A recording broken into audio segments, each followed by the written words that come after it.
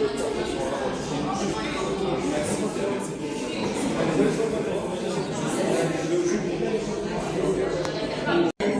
tout le monde, je suis Dr Hameten, endocrinologue diabétologue. Je suis membre fondatrice de l'ANDEL, qui est l'Association nationale des endocrinologues diabétologues libéraux. Je suis aussi la vice-présidente de la Société savante de diabétologie, la SADIAB, et je suis aussi la vice-présidente de l'Association nationale de l'éducation sanitaire. Alors nous sommes aujourd'hui réunis à Tizi Ouzou pour faire une journée de sensibilisation, d'éducation et de dépistage. Le but pour cette journée, à l'occasion de la journée mondiale du diabète, on a pris toute une semaine. Aujourd'hui, on est le 12. Le 13, ça sera à la Maison de la Culture, c'est pour les patients. Et le 14, ça sera à l'hôpital Medir.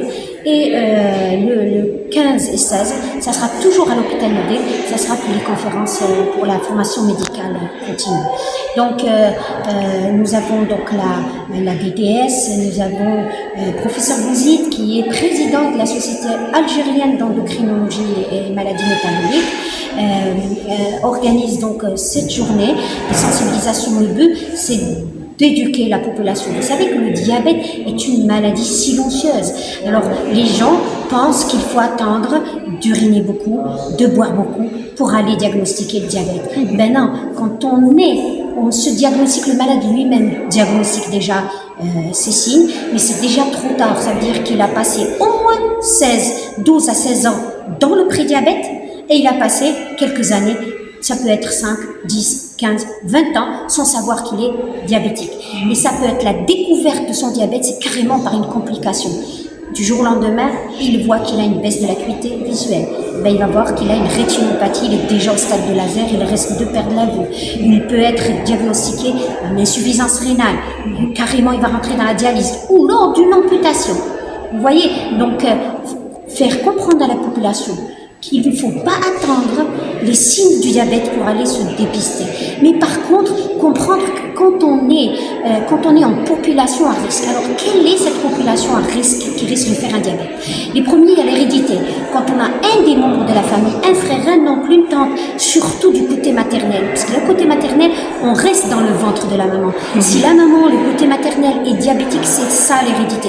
Donc 50%, on a un risque quand on a un membre de la famille qui est diabétique de type 2, on a un risque de devenir diabétique. Donc n'attendez pas quand vous avez un frère, un oncle diabétique, faites votre glycémie une fois par an. Et si vous avez plus de facteurs de risque de devenir diabétique, le deuxième facteur, c'est le fait d'être obèse ou d'avoir un surpoids. Tout simplement. Ensuite, il y a l'âge. Quand on a plus de 45 ans, il faudra se faire dépister. Ensuite, si on est très stressé, le stress est un facteur de risque. Si vous vivez dans un environnement très pollué, la pollution des voitures, la pollution tabac, cigarette, si vous êtes fumeur, tout ça sont des facteurs de risque. Si une maman a mis au monde un bébé de plus de 4 kilos, toute personne est née en poids de naissance de plus de 4 kilos. Tout ça sont des facteurs de risque de développer un diabète. Donc vous voyez, et nous avons la suralimentation, un peu plus tôt, la suralimentation, la mauvaise alimentation, l'alimentation des gens qui mangent trop dehors, et ensuite nous avons l'inactivité. Plus on est inactif, vous avez vu un petit Tizi Ouzou, c'est une toute petite ville, mais tout le monde circule en voiture. Peuvent aller à pied, peuvent aller en voiture, c'est vraiment bon. Donc c'est sur ce travail qu'on va dire, donc vous êtes en population à risque, vous le faites une fois par an, vous allez faire une glycémie. La glycémie doit être à jeun, mais attention, ne faites jamais de régime, c'est la bêtise que font comme il y a le déni de la maladie. Alors il va aller 3 jours avant, il arrête la limonade, il arrête le repas du soir, il va se faire une glycémie, la glycémie reviendra normale. Donc là, il est en train de masquer son diabète. Non, allez-y avec vos habitudes alimentaires, mangez quand vous avez l'habitude de prendre votre canette, prenez-la et allez-y faire votre glycémie. Si votre glycémie est supérieure à 1,10 g, inférieure à 1,26 g, vous êtes en prédiabète. Vous êtes en population à risque de faire un diabète, mais le problème dans le prédiabète, c'est que vous commencez les complications macrovasculaires. C'est quoi une complication macrovasculaire? C'est le fait de boucher les gros vaisseaux, c'est l'athérosclérose. Donc le fait d'être en prédiabète, on est à risque de faire un AVC, un IDM, une artériopathie oblitérante des membres inférieurs avant de devenir diabétique.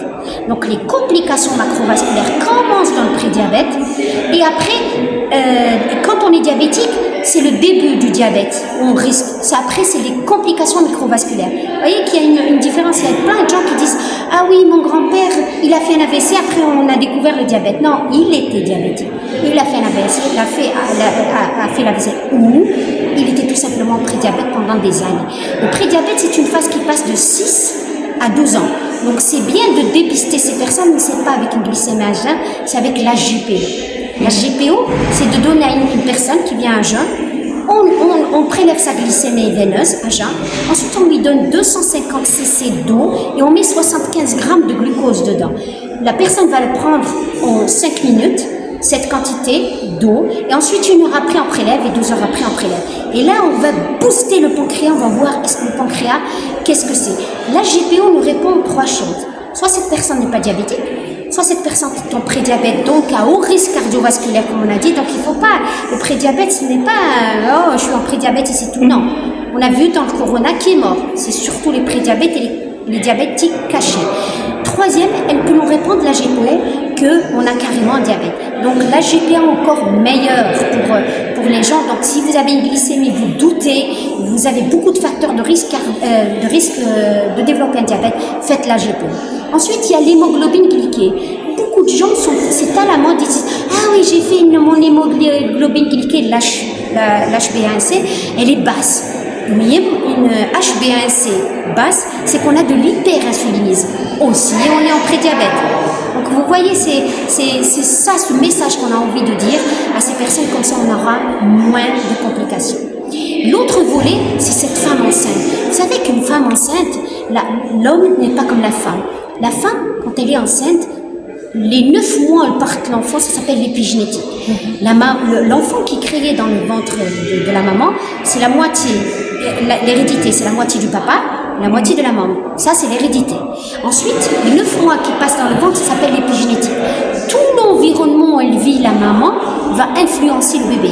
Les mamans qui veulent un enfant calme, qui veulent un enfant, elles doivent préparer leur grossesse par de l'activité physique, par de la méditation et par une hygiène alimentaire. D'accord? L'enfant, les 9 mois, et d'ailleurs dans la religion, dans le Coran, il parle beaucoup de la grossesse.